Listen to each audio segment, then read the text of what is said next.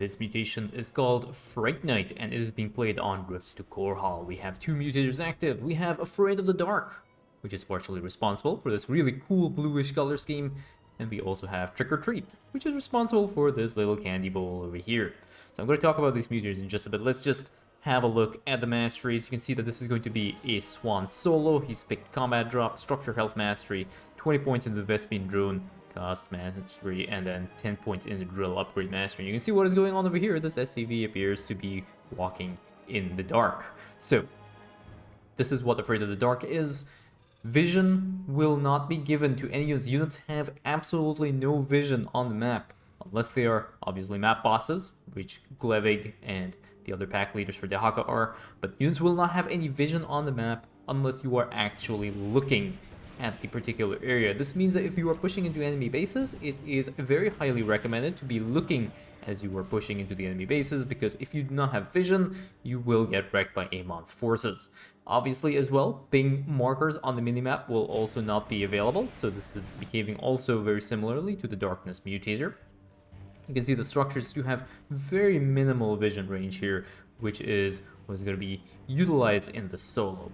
Now, the other thing that is also present is this little candy bowl, and you are supposed to be spending minerals to fill this candy bowl, and units will be spawning around the map, and they're basically civilians. They're untargetable.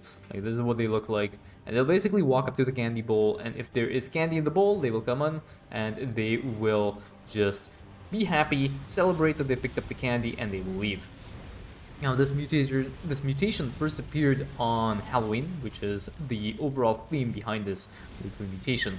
And one thing to note is that if the candy bowl is not filled, and if the guys walk up here and they find that there is no candy, they will randomly transmutate into an Amon unit and will start to attack you. So, basically puts a little bit of pressure in terms of minerals, but for commanders, but to be honest, it's not a very difficult mutation.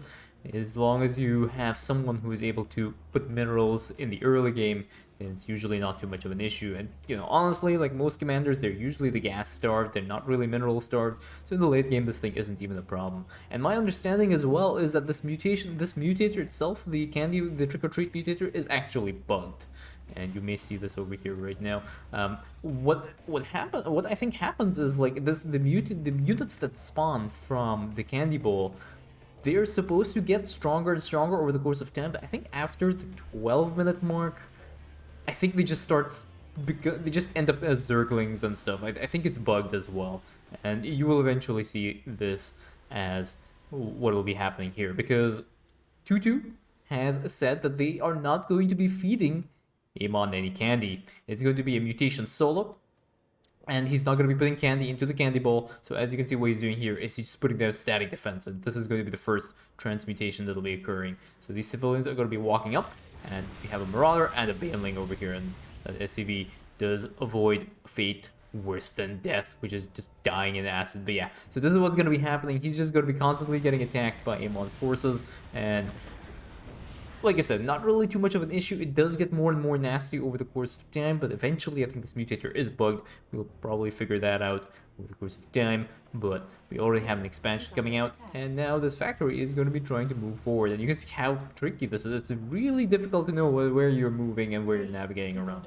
Here we have another attack wave, and now combat drop gets used to try and deal with this attack wave. Attack wave will end up going down, and the rest is left. This combat drop is going to be pushing in as well.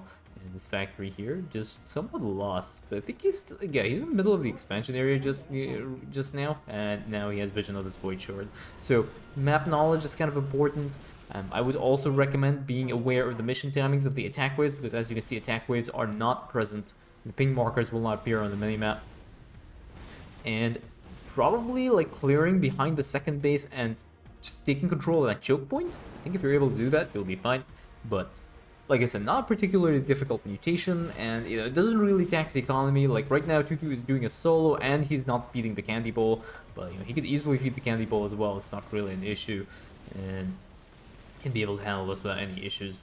But yeah, Mengsk, great commander for this mutation. Mengsk basically laughs on this mission. I think Mengsk, with his Earth Splitter ordinances, just trivializes this mission on almost all the mutations, I think.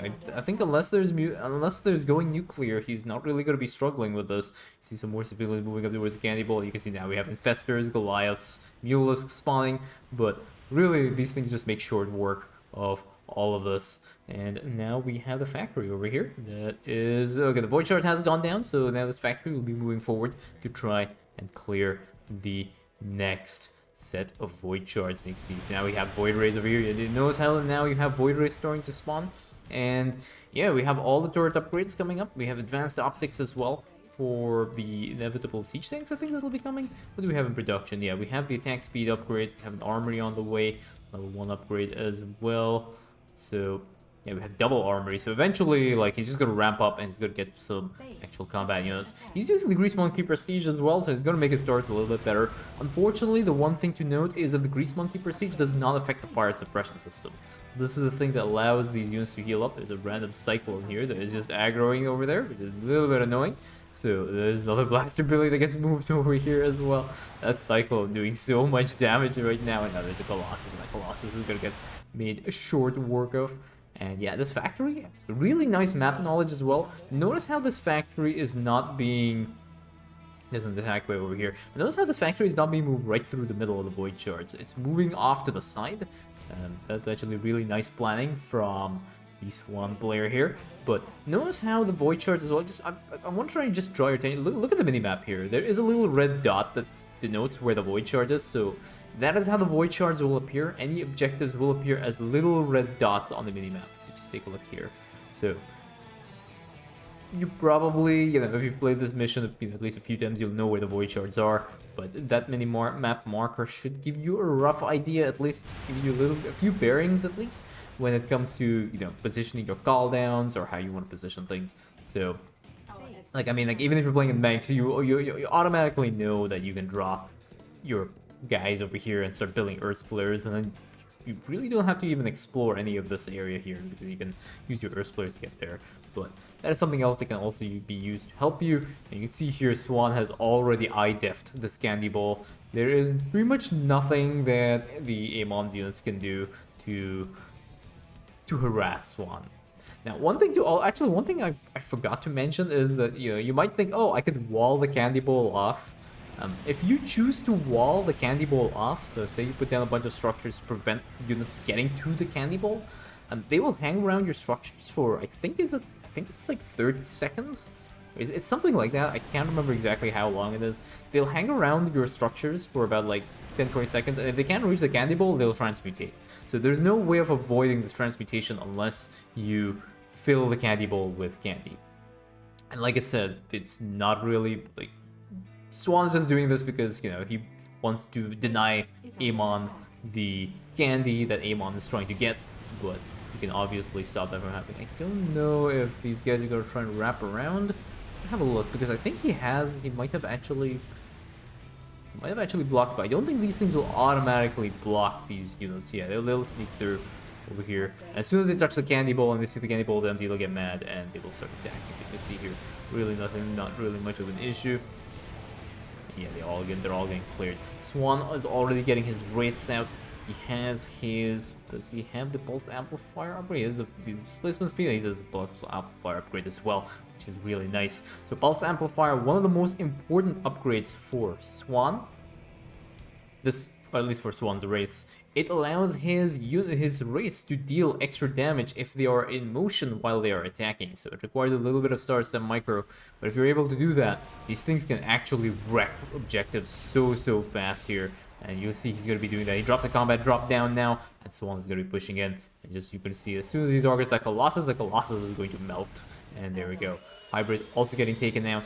Attack upgrades as well on the way. He's already at level 1, sorry, attack upgrades. Level 2 upgrades on the way. Some science vessels keep these Wraiths healed up. And now this mission is pretty much all good to go. You can see you don't really need a lot of static defense as well over here. Like, you may think you need a lot of static defense if you choose to go down this route, which, like I said, is unnecessary. But if you want to have a little bit of fun, you can do that. Pad your kill counts as well a little bit. But you really do not need a lot of static defense to be able to hold all of this. Unfortunately, the Void Shard does end up stunning these this combat drop. There is another Void Shard over here that is still unfortunately not taken out. I do not know if Swann has realized that yet. He's trying to clear some more of these units out. Looking for that next Void Shard. Okay, there we go. So that Void Shard is now in range, blocks on the drill, and he's just going to be able to clear this thing very, very quickly. And then the next other Void Shards will be spawning sometime soon. He has 2 minutes left on the timer. A little bit cutting it a little bit close, but his goal was to try and just get this thing set up. And is that it? I think this is it. So you can see that we had a Baneling spawn, and I think it was a Marine. Another attack wave over here, some DTs. So one of the really convenient things with Swann is able to actually cut through this attack wave without any issues right now. This other attack wave just getting completely melted. Swann's the Wraiths clearing out the rest of these units. Okay, I'm gonna have a look at these civilians right now. Let's see how they are going to transmutate up. Yeah, so you can see it's bugged right now. We are at the 15-minute mark, and these civilians are spawning Banelings and Marines and all sorts of other random stuff here. So yeah, this mutator is still bugged. I had a feeling it was still bugged, but I wasn't 100% certain. But now you can see over here. So if you're able to survive past the, I said what, 12 minutes, 14 minutes? Someone, I'm not sure even if I've listed it on the Starcraft2co.com website. Someone can let me know in chat or in the comments like what the timing is for this.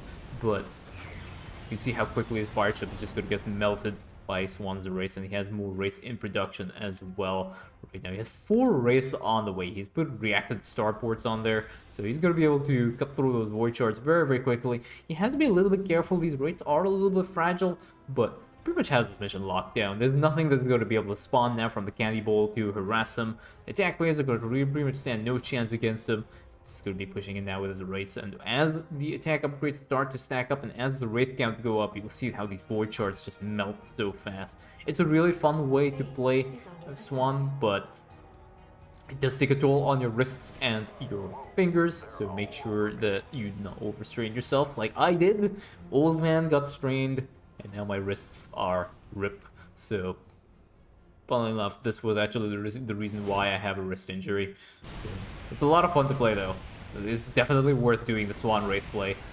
It's a ton of fun. But yeah, you can see pretty much nothing here that is going to be able to harass Swann. And we have even some more static defense coming up right now for Swann. He has a good number of Wraiths. He's sitting at about 100 supply. How many Wraiths does he have in total? Waiting for the attack wave to get cleared.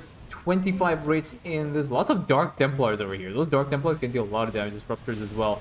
So Swann will have to try and focus those down. Disruptors do land a hit on one of the missile turrets and one of the flaming betties, but remember, Swann's turrets are able to regenerate HP really, really fast. Swann has lost a total of 5 Wraiths and 2 Blaster Bellies. The Wraith count does sting a little bit, but again, Swann is not really hurting for resources, and he's just going to be adding some more of these things. Let's see another random civilian over here moving back and forth. Yeah. There's nothing over here, and now Swann's gonna start pushing in. Some storms come down. We have a pulse cannon that gets dropped right into the middle of this base, and just see how quickly that Void Shard went down. Swann's now looking for the next Void Shard. He's gonna be able to one-shot pretty much everything over here. He uses the cloak as well to get the displacement field, which will allow him to mitigate some of the damage from the High Templars, as well as the other units that are randomly attacking his Wraiths. You just see how quickly this thing just goes down, and we also have 4 more Wraiths in production. Level 3 attack upgrades as well on the way. Once these things get their level 3 attack upgrades, they actually do an insane amount of damage as well. And this second Void Shard is going to end up going down. There's one last Void Shard remaining, and that Void Shard will also end up getting cleared. A little bit of very nice Star Step micro over there. Next Void Shard is cleared, and now all that is left is the last set of 4 Void Shards. And there's also going to be a pirate ship here. You can see the pirate ship is somewhat visible, but unselectable, untargetable obviously, because it's still in Fog of War. And Swann is just going to go back, just regenerate the HP on his Wraiths, keep them all okay. He also has the regenerative Biosteel upgrade, which is really nice in keeping these things alive. And I think he's going for his armor upgrades as well. So it's an interesting choice going for the armor upgrades. Personally, I'm not a fan of doing the armor upgrades. I think they're not really worth going up for Swann, especially when you're doing like Wraith kind of build. But I can see why he's gone for it. You know, he has the resources to spare, and he's using his displacement field as well, which can be used to mitigate a lot of the damage. He wants to keep these Wraiths alive because the Wraiths are relatively fragile. They sit at, you know, they're basically just about 170 HP, so don't really have a lot going for them. And if you're not careful, you know, one misclick, you could end up losing your entire army. And they do tend to stack a lot, which makes them very susceptible to splash damage. And very nice concentrated beam. Unfortunately, did end up missing a few of the disruptors over there. And Swann has to clear out these disruptors before these disruptors start dealing a lot of damage to these missile turrets. But missile turrets will end up regenerating all their HP, and now they are good to go. And you can see these guys just marching towards here. And I think all of these things will start merging into random rains and stuff. Yeah, there's pretty much nothing. Random banelings. And now you'll see how this pirate ship is going to end up melting as soon as these Wraiths start to target. They are already at level 3 attack upgrades. So just random stars up micro, clearing out some of these. Just look at his HP. He's not even attacking with all his Wraiths. Like, those are not all the Wraiths over here. You're having a little bit of trouble getting vision. You have to actually look at it with your camera, by the way. So every single time you see, like, you see how this, it means his camera location is not at these Wraiths at the moment. So he's looking at it right now. He's not looking at them. So buildings provide a very small amount of vision, but all this time these Wraiths now are navigating without his camera and location. And only once you see the light over here, it means his camera has moved. So when you're playing with an ally, make sure that at least you or your ally is, you know, having a look at the armies that are pushing into the map, because it's very easy to end up getting attacked by Amon's force and just losing your entire army. Like I said, the one exception to this is map bosses, and the Haka's pack leaders are an example of map bosses. So Glevig, Morvar, and Dakran, they have their own vision, they're exempted from this. So if you spawn them, they will automatically generate vision for you, which is also a really nice strategy that you can utilize if you're playing with the Haka player. So now these Wraiths are just going to be pushing in. Again, this first Void Shard is already ready. He has Pulse Cannon ready as well. He's going to be dropping that right into the middle of his base. I think he probably will not want to waste that. It's just free damage. You can deal with this. And again, Amon's force is being a little bit annoyed. But see how quickly this Void Shard just melts. This is purely the damage from the Wraith. He's just one-shotting like pretty much everything. He one-shot that hybrid. He's going to drop his Pulse Cannon right down there. Clear the carrier. There is a Mama ship on the back there. And the mothership is pretty much going to get looked at and just... He almost one-shot that with one volley of his Wraiths there. So that hybrid gets one shot. Like, you can see how getting this critical mass of Wraiths is so fun. A few more Wraiths join into the fray here to clear this out. This last Void Shard is going to get 3-shot right there. And that is all the Void Shards cleared. No candy for Amon except the ones at the start of the game. And that is GG.